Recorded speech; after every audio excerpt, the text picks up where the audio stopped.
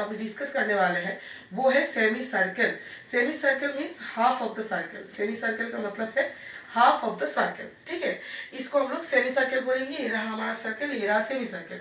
Semi circle का ये रहा रेडियस, तो इसका भी सर्कमफ्रेंस हम लोग लिख सकते हैं। लेकिन यहाँ पर दो तरीके का चीज आप लोगों को समझना पड़ेगा, बहुत ही इंपॉर्टेंट है ये चीज जो कि समझना पड़ेगा आप लोगों को। वो है कि सेमी सर्कल का आप देख सकते हैं यहाँ पर सर्कमफ्रेंस, मैं अभी बोल चुकी हूँ सर्कमफ्रेंस हम लोग सिर्फ और सिर्फ उस जगह को ही बोल सकते हैं जो कि कर्व लाइन हो। यहाँ पर दो तरीके का लाइन है, देखिए यहाँ पर एक है कर्व लाइन जो कि बिल्कुल हम लोग के सर्कल का हाफ है, और एक है यहाँ पर स्ट्रेट लाइन जो कि उसका डायमीटर है। देखिए यहाँ पर बाउंडेड है स्ट्रेट लाइन से एक। तो अगर मैं सर्कमफेरेंस बोलूं, अगर मैं ये सेमी सर्कल का सर्कमफेरेंस बोलूं, तो हम लोगों का सिर्फ ये कर्व वाला जो है वो हो जाएगा, हम लोगों का हिसाब में आएगा। यानी कि कर्व पोर्शन इसका जो होगा वो है 2πr/2 होगा, यानी कि सिर्फ और सिर्फ पाई/r यूनिट हो जाएगा। लेकिन मैं अगर बोलूं ये जो पूरा स्ट्रक्चर है इसका पेरीमीटर मुझे बताओ। पेरीमीटर मतलब जब कर्व और स्ट्रेट लाइन दोनों मिला के रहेगा तब हम लोग पेरीमीटर बोलेंगे उस चीज को।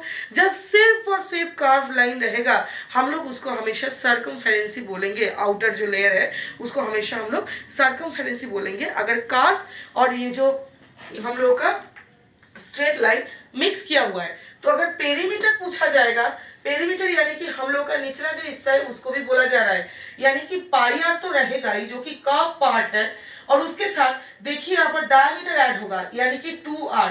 मैं पहले ही बोल चुकी हूँ सर्कल या सेमी सर्कल का जो भी हिसाब हम लोग लगाएंगे सारा हम लोग रेडियस के ऊपर ही लगाएंगे। तो डायमीटर के जगह पे हम लोग वहां पर लिख दे रहे हैं क्या, वहां पर हम लोग लिख दे रहे हैं कि रेडियस का डबल, ठीक है। डायमीटर जो है रेडियस का डबल भी वही है। तो ये रहा हम लोग का पेरीमीटर। अगर पेरीमीटर पूछा जाएगा तो कर्व और स्ट्रेट दोनों ही कंसीडर करेंगे। अगर सिर्फ और सिर्फ सर्कमफ्रेंस पूछा जाएगा, सिर्फ और सिर्फ कर्व पार्ट जो कि इसका बिल्कुल हाफ है ये। और अगर एरिया पूछा जाएगा उसमें ऐसा कोई दिक्कत है नहीं, तो उसको हम लोग simply half πr² unit square लिख सकते हैं। यूनिट स्क्वायर में इसलिए लिख रहे हैं क्योंकि ये एरिया है और हाफ मतलब बिल्कुल इसका आधा।